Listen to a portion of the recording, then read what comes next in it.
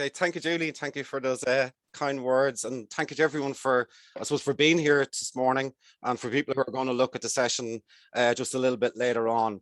So what we're going to talk about is, we're going to talk about trust and psychological safety, and my screen is not flicking. Just give me 2 seconds. Sorry, Julie, I'm just going to stop sharing for a second. For some reason. Just let me. No.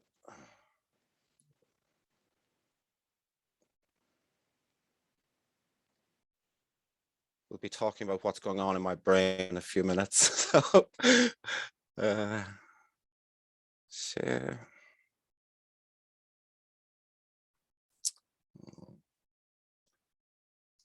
Okay, yeah, okay. So yes, thank you very much, everybody, for being here this morning. So we're going to talk about trust and psychological safety. We're going to we'll talk about trust, but I'm going to be looking at trust, I suppose, through the lens of the brain. So hopefully just a little bit different for you to engage in. So things we're going to talk about: so trust in the brain, psychological safety in the workplace, how we can create a culture of trust and psychological safety within our organizations, and then I have a takeaway for everyone at the end. So I've a 2-sheet document done with practical hints and tips that you can use straight away with your teams to help build trust and help build psychological safety. So we're going to kick off, and I just want to, get a feeling for what people, when they hear the word trust, what does trust mean to you? So if you can just put that into chat, and Julie's going to keep an eye on chat for me. So when you think of the word trust or hear the word trust, what does it mean to you?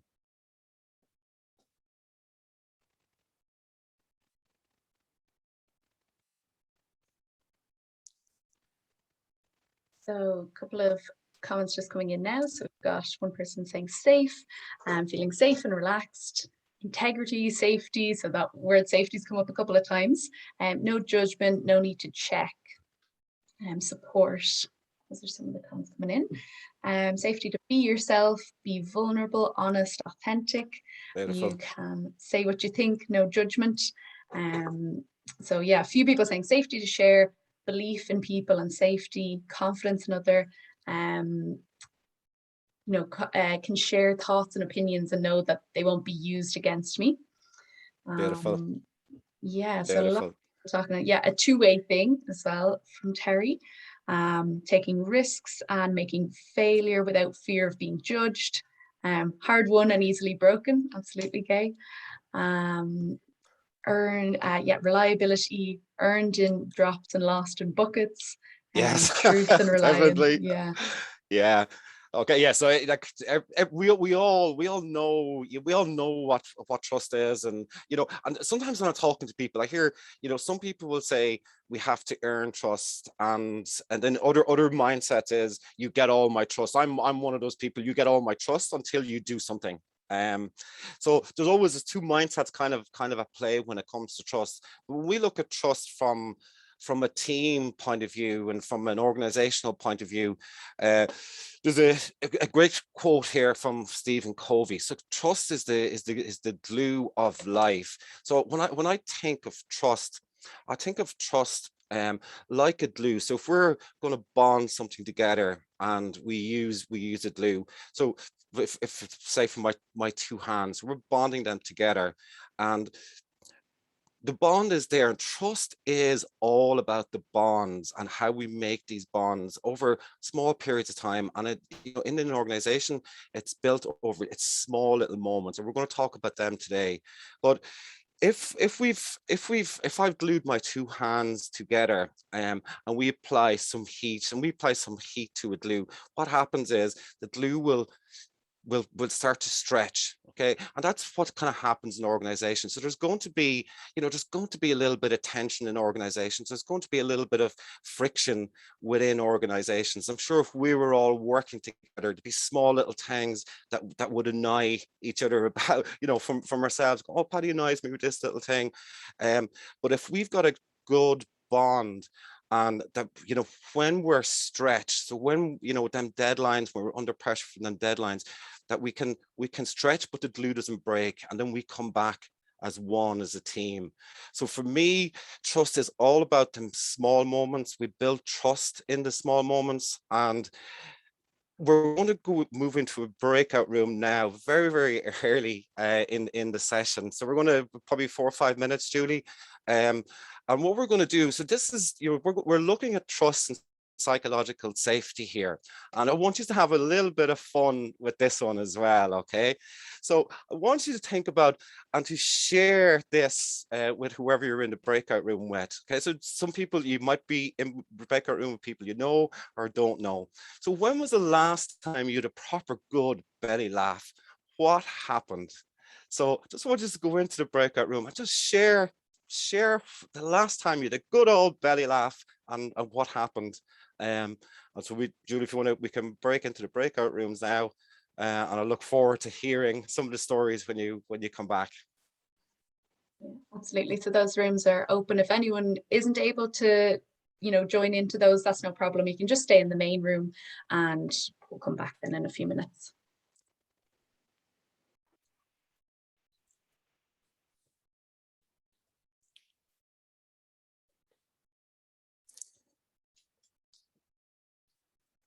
Everyone back, Julie, have we? Yeah, we do now. So how was that for everybody? Do you hear some fun stories? Anyone like to pop on and share some of the stories that you shared with one another? What was it like to trust somebody with a probably a story that could be a little bit special to you? How did you feel vulnerable? What was going on for you? So if anyone was to pop on.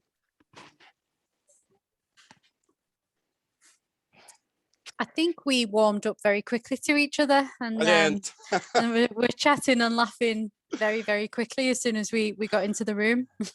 Excellent. Yeah. It's just, that lovely, that piece of vulnerability. Did you feel a little bit of vulnerability to start going, oh, what am I going to say? Are people going to judge me? Yeah.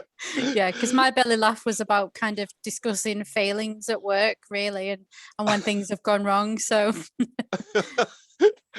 God, well, we'll talk about that later on as well. Yeah. Anybody else? Anything in the chat? How was it for you?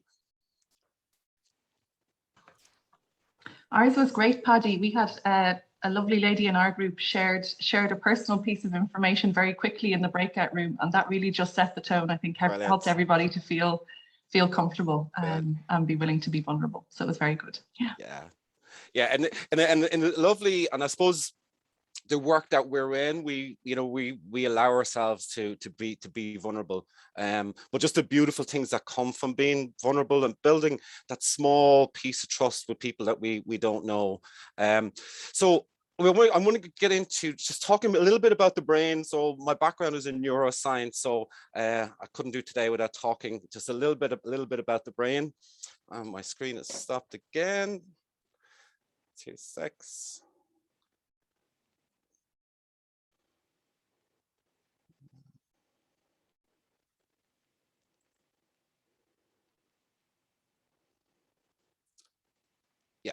Okay, so what I want to talk about, so I just want to prime your brains right now. So I'm going to go through a lot of information, and I'm going to go through it fairly quick, because I want to give everyone as much knowledge and as many tools as possible today. So feel free to ask any questions, pop questions into the chat as we go through, and we will be using the chat function again a little bit towards the end. But I just want to talk about, optimizing our brains in order to increase trust and psychological safety in the workplace, because it's important that we understand our brains, and how do we get our teams using their brains at a much higher level. So so very, very, very simply, and I'm sure a lot of people will know this. So front part of our brain, the prefrontal cortex, it's responsible for, you know, higher cognitive functions, including attention and processing. And this is really where we need our teams to be working from. It's where we need to be working from. But then there's also emotional centers in our brain, and people will probably be familiar with the amygdala, and they'll have heard about the amygdala. The amygdala gets a little bit of a bad rap. Amygdala is there to, you know, it keeps us safe, okay? But the amygdala senses threat, and when the amygdala senses threat, oxygen has been taken, oxygen, glucose has been taken from our prefrontal cortex. We're not doing our best thinking. We're not doing our best work. And we cannot build trust when we're here. You know, psychological safety is going to be impacted if I'm working from a place of fear. So there's two little parts of our brain that I just want to touch on. So without getting too deep into the science, I'm not going to bore you to that with science. So there's the anterior cingulate cortex, okay, which is responsible for error detection. So when I think of the anterior cingulate cortex, I call them meerkat mat, okay? So meerkat mat is, you really know, like a meerkat, looking and looking and looking, going, you know, sensing what's wrong, picking up, is Paddy's actions in line with what he's in his words, you know? So the meerkat mat is doing his job every single day for us, trying to see if there's errors, what's wrong. Now, if meerkat mat is picking up that there's something wrong, it's going to send information to Amy. So I call my amygdala Amy. So Amy the elephant. Okay, so the elephant is beautiful to look at when it's left alone, but when Amy the elephant gets agitated, Amy the elephant becomes less collaborative, okay, becomes a little bit more self-centered, and Amy can go on a bit of a rampage. So if I'm working in an organization where there's a lot of fear, and I feel that I'm in this threat state the whole time, I'm not doing my best work, and it's impossible for me to build trust. When I'm working from this place, it's impossible for the organization to create psychological safety if there's this element of fear in the organization. So just to remember, as we go through, we're going to we'll hit back to meerkat mat and Amy the elephant, rather than getting into all the sciencey terms. So when we look at trust through the lens of the brain, and from a neuroscience point of view, we look at trust. We say trust is a chemical, and that chemical is oxytocin. So oxytocin, also known as the love hormone. Okay, but oxytocin plays a huge role within organizations and how we build trust. So it's involved in social behavior. So it's a pro-social hormone and neurotransmitter. It's involved in decreasing fear. So if we're releasing oxytocin into our system, we can calm down Amy the elephant. It's involved in increasing generosity. So very simply, if you're nice to me, I'm going to be nice back to you. Okay, so very, very simple. So, and if I help somebody, I'm more likely to help them back. So this is the way the brain works, and the brain rewards us by giving us oxytocin to make us feel good. And then what we're talking about today, oxytocin, hugely important in increasing trust. Okay, if we're not releasing oxytocin, we're releasing some of the stress hormones like cortisol into the system, we're never going to build trust in an organization. We're not going to have an organization that's psychologically safe. So we look at this hormone. So what's actually happening? So trust behaviors of others cause the brain to synthesize oxytocin. So when someone is trustworthy and I perceive them as trustworthy, I get a release of oxytocin, and vice versa. So this is all happening. It's happening right now for all of us. We're building this trust. Okay, the amount of oxytocin released predicts reciprocal trustworthiness. Okay, so the nicer I am to you, or the more I help you, the more trustworthy I'm going to be. Oxytocin increases empathy, kindness, and compassion, and we need more of this in our organizations. You know, bringing this conversation about empathy into the organization. So when we release oxytocin, we become more empathetic. Okay, if we're working from Amy the elephant space in our brain, we're not releasing oxytocin, so we're not going to be as empathetic, we're not going to be as kind, and we're not going to be as compassionate. Oxytocin makes it feel good to be part of a team. So we know this feeling, we're all in this together, we're pulling together, and we're achieving stuff together. Oxytocin is playing a huge role here in this bonding that's taking place. And our brain, as I mentioned this already, our brain rewards us for cooperating and treating others well. You know, so like when you look at this and say how simple this is, so our brain will reward us with feel-good chemical oxytocin when we treat other people well. So why haven't we got more of this in the workplace? Why can't we talk more about empathy in the workplace? And this is where, I suppose, where the psychological safety piece comes in.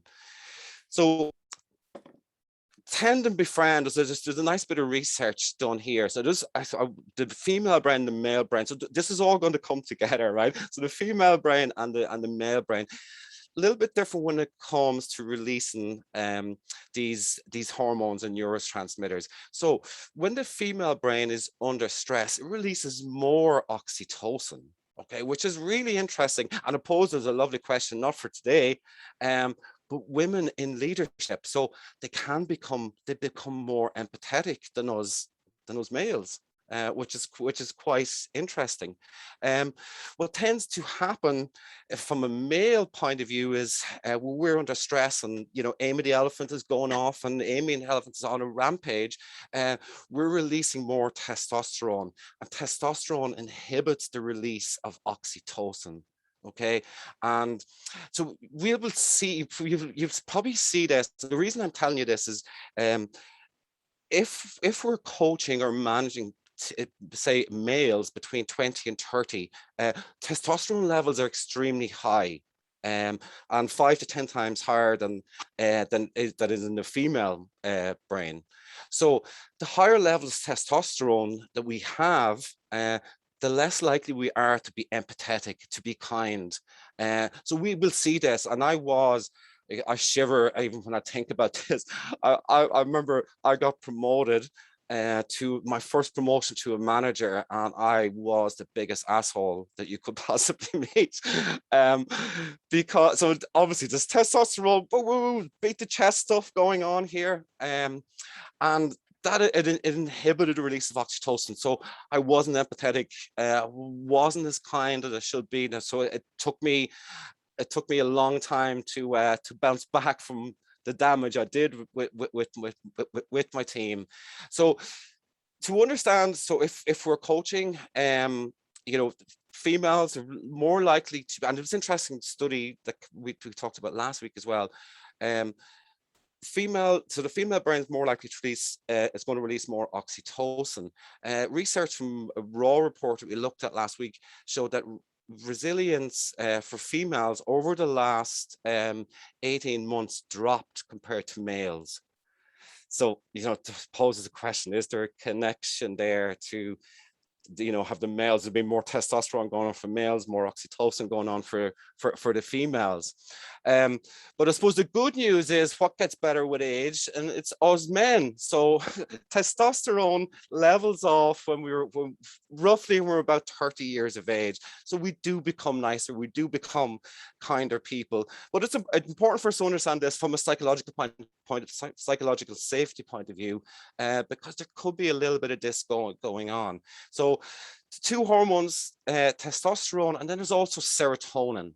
So serotonin is another feel-good chemical. So we get serotonin from going out for getting out in nature, getting a massage, but we also get a release of serotonin when we get one up on somebody. So that it's that feeling of getting one up on somebody. So we could possibly have people within organizations who are feeling really, really good because they're getting one up on somebody. And if that's the case, that's not a psychologically safe environment for anyone to be working in. So if we talk about curiosity, so when it comes to psychological safety, we'll just delve into that now very shortly. But the word that keeps coming to mind for me around psychological safety is curiosity. Okay, so can we choose curiosity over being right? So when someone gives me some feedback, how do I take that? Can I get curious? And as coaches and HR professionals and psychologists, we're good at being curious, but we need to talk about curiosity. Bringing this curiosity into organizations, and asking questions. Why mightn't, what might go wrong with this job? And not being afraid to speak up. And that's, when we get to that point, that's when we've got psychological safety. So choosing curiosity over being right. And if we choose curiosity over being right, we just might learn something. And psychological safety is about learning and about growing. So when we look at psychological safety, then in the workplace, so Amy Edmondson and her wonderful book Fearless Organization, highly recommended if you haven't read it. But her definition, she coined the term psychological safety. So a belief that one will not be punished or humiliated for speaking up with ideas, questions, concerns, or mistakes. So a belief that one will not be punished or humiliated for speaking up with ideas, questions, concerns, or mistakes. So this is about being vulnerable. When we are vulnerable, and this is in some of the notes that we'll send to you afterwards. When we're vulnerable with people, we're building trust. And again, the science shows us that when we ask for help, we're building trust with someone. So it's this feeling that, I have a place at the table, but not only do I have a place at the table, but I can talk at the table and I won't be judged. So, and it's about individual human concerns. And I suppose this is why this is so relevant now. And I'm so passionate about this area right now is, so you've got to return to the office, and there's a lot of stuff going on for people with return to the office. And so just some of the things that are possibly going through people's heads at the moment. Are my colleagues vaccinated? I'm not vaccinated. I better not tell my colleagues. Okay, I'm productive from working from home. Why am I being forced back into the office? I want to go back to the office, but my company has introduced a full-time work from home model. Commuting is going to impact my work-life balance. So these are some of the things that's possibly going on for people at the moment. I don't feel comfortable talking about my concerns with a manager. So we look at these items on the screen, and now we think back to our brain and what we talked about earlier on. Where are we working from? So if these are all threat responses, and if we're working from threat response, Amy the elephant is she's going on an absolute rampage, and we're not doing our best thinking. We're not doing our best work. Oxygen glucose has been taken from our prefrontal cortex down to this emotional part of our brain. And so we need to be looking at individual human concerns and taking the time to ask people, how are you?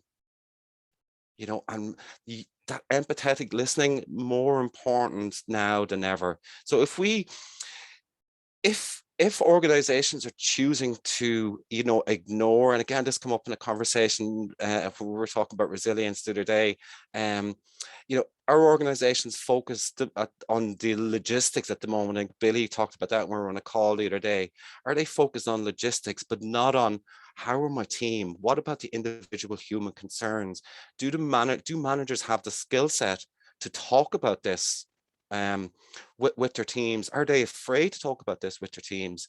So if we're leaving our teams, if we're leaving people out, okay, so in the brain, exclusion registers as distress. So it's the same as me getting kicked by a horse. So the same area of my brain lights up. So this feeling of being left out is a real, it's a pain that we feel in our brains, and it's going to affect how we show up. So simple little things like leaving someone off an email. Why wasn't I included in an email? That's going to register as a social pain. So one thing that we need to keep an eye on is, if we're not actively including people, we may be accidentally excluding them. And that is so important. And I think from a leadership and manager point of view now, we need to slow down. And we need to be thinking about the psychological safety, because what is going on for people. Even the commute to work could be a concern for people. So there's quite a bit going on, but people need to feel that they can talk to their managers, and managers and leaders need to be, I suppose, need to be approachable. So being at the table, but not having a voice at the table. Okay, so I've just some questions here that we can put them into. You can put your answers into the chat, and we'll go through them with Julie. What are the implications of not speaking up or feeling that you're not allowed to speak up? So what are some of the implications? So of not speaking up or feeling that you're not allowed to speak up. So one of the comments there is that you could become disengaged. Yep, absolutely. Feeling frustrated and disengaged. Lack of innovation. Huge. Yeah. Frustrated, lack of trust. No learning taking place. Feeling you or your thoughts are not important enough. Not appreciated, loss of confidence, poor decisions made as a team. A few more, then lots of comments coming in. So build-up of resentment, poor productivity, unproductive. The organization could miss out on a lived perspective. Feeling like a child and not an adult. Oh, I love it. Yeah.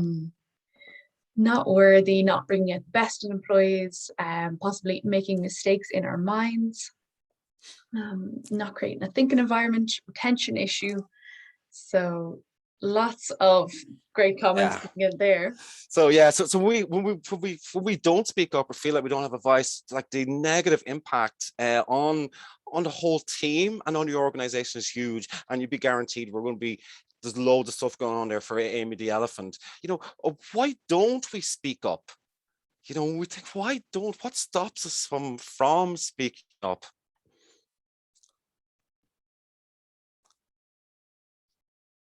Just as those comments come in, I'll just talk on the last comment that came in just before you asked that question, was about how unspoken things may come out somewhere else, like gossiping and things like that, which is a great comment.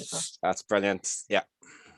So in answer to that, why don't we speak up? Some of the comments coming in there is fear of judgment, creates a groupthink environment. People only go with one way of thinking instead of contributing different viewpoints.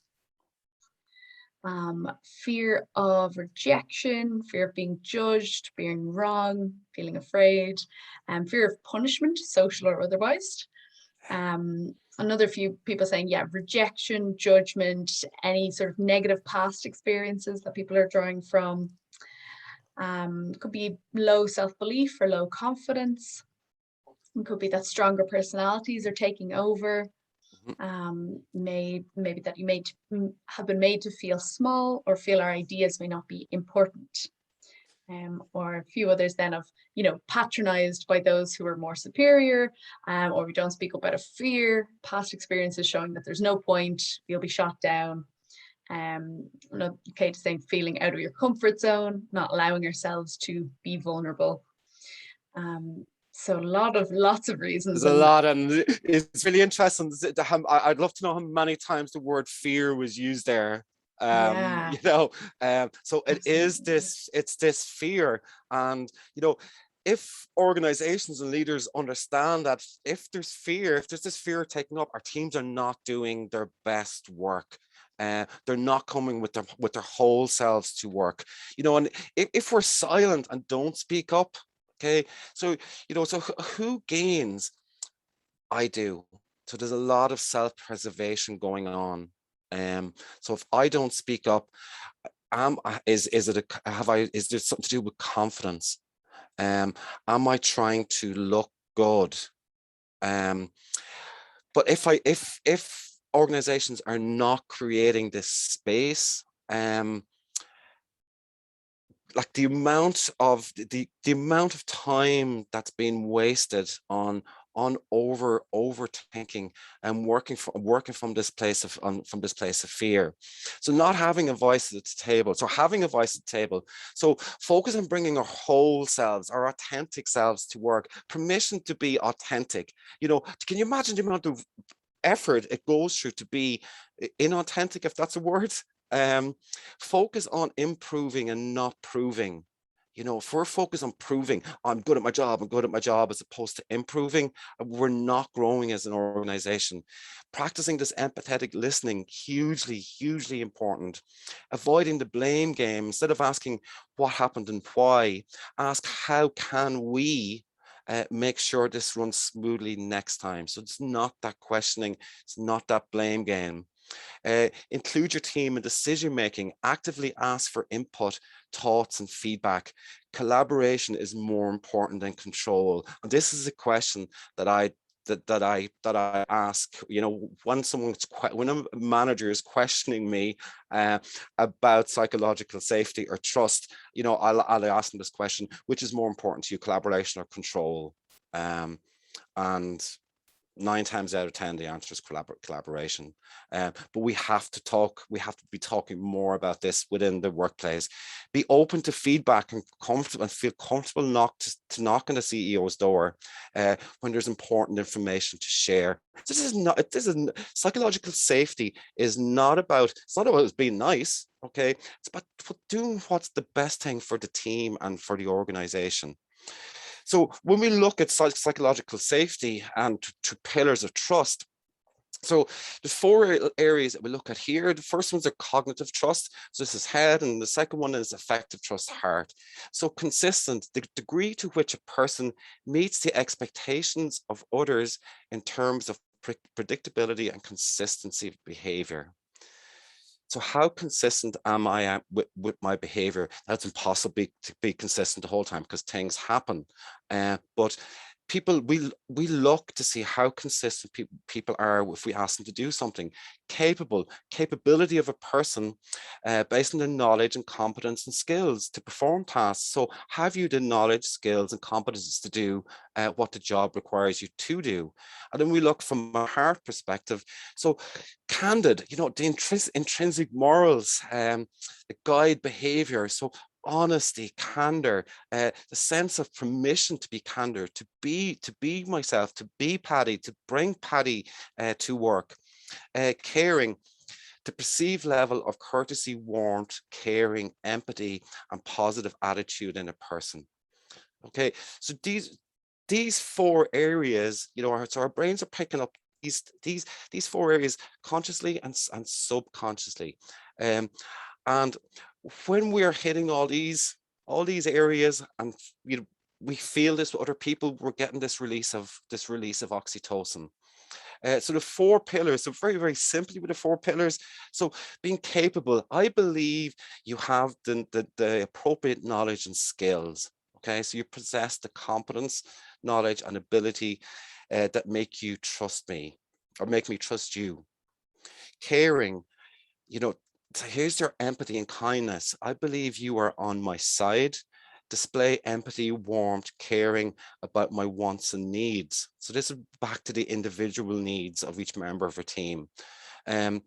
Candid, I believe you will act with honesty and integrity. So, you know, they're words that go back to our first question we asked about trust at the start of our call. Consistent, I believe that you will act in a predictable and reliable manner. Okay, so these 4 pillars are the basis for psychological safety and trust within our organization. So two trust lenses that I tend to look through and do a lot of work with teams around this is, so the psychological safety. So focus on how I behave towards others. So I allow you to be you. I allow you to let your hair down in front of me. Bring your authentic self to the office. Next part then is interpersonal trust. So focus on how others behave towards me. Okay, so people are kind, caring towards me. People allow Paddy to let his hair down. I don't have a whole lot, but people allow Paddy to be Paddy. So we look through these two lenses, then we have trust. And I suppose one of the most important messages that, that I talk about to organizations, a lot of organizations, and yes, we've got this team, we've got a trustworthy team. But when we talk about psychological safety, a lot of organizations don't know about it. It's like they're a little bit afraid about it. But when we explain, if we ask the question, can I have trust without psychological safety? And the answer is no. So we cannot have trust. We cannot build trust within our organization without psychological safety.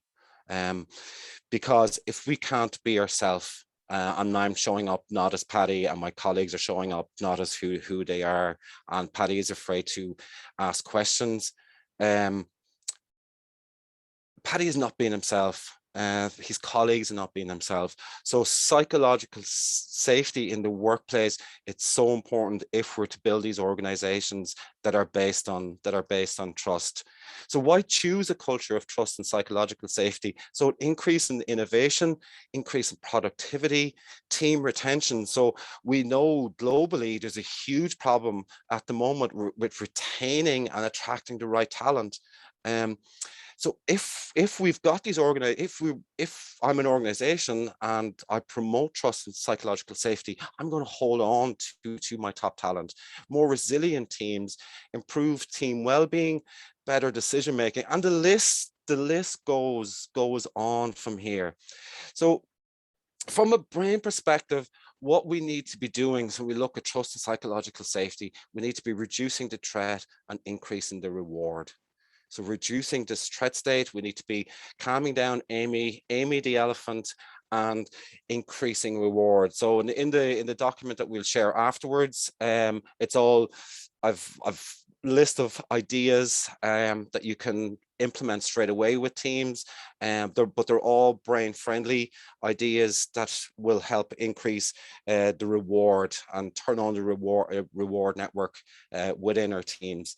So my definition, it's a little bit long, so I have to work on this. So my definition of trust and psychological safety is giving our teams permission. So that's the trust, to choose courage over comfort, to choose curiosity over being right, and to do so in a respectful and compassionate manner for the greater good of the team and the organization. So giving our teams permission, so trust, so be yourself. You can ask me questions, you can question me, you can challenge the status quo, because psychological safety is about challenging the status quo, and that's where the learning and growth takes place. So encouraging asking our teams to choose courage over comfort, so to have that voice at the table, to choosing curiosity over being right. But most importantly here, so doing this in a respectful and compassionate manner that's for the greater good of the team and the organization.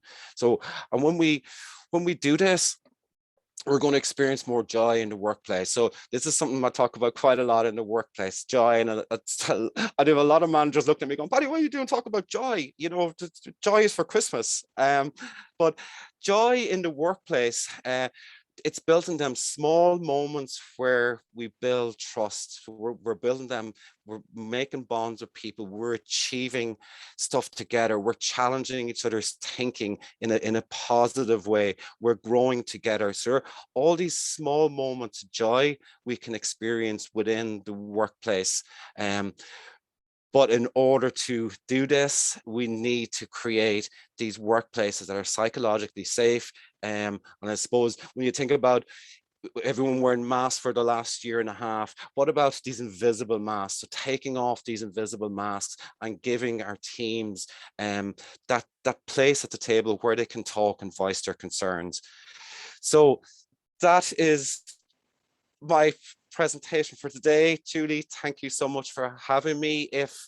If people have questions, and just my way of giving back, so we've talked a lot about oxytocin, so I know when I give, I'm going to release oxytocin. So I've actually kept next Tuesday free. So if anyone wanted to hop on a call and wants to delve deeper into any of this, because there's a lot of information in this short period of time, please feel free to reach out to me. I'm happy to give you more information, delving a little bit deeper into the science of both trust and psychological safety. So Julie, thank you so much for having me here today, and thank you for everyone for attending. I really appreciate it.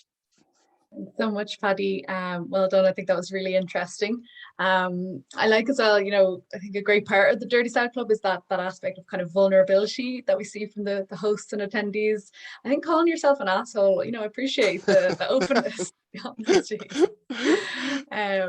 But no, really interesting. So thank you so much, and very generous of you to be offering, next Tuesday. So if anyone is interested, do get in touch with Paddy and take him up on that offer. Just to give you a quick heads up on next month, we're coming back together on the 22nd of September. My colleague Billy Byrne, who's on the call, he will be hosting on the topic of emotional intelligence and how that relates to great decision making. So why we need to understand the source of emotions, how that can be helpful to our decision making. So I'll be popping up the Eventbrite link to that shortly. So do get in touch if you want to join that. We'll have the recording up on the LinkedIn group. And now I suppose we'll hang on for the next few minutes if anyone has any questions or wants to continue the conversation a little bit. But for anyone else who has to drop off, thank you so much for joining, and hope to see you next month.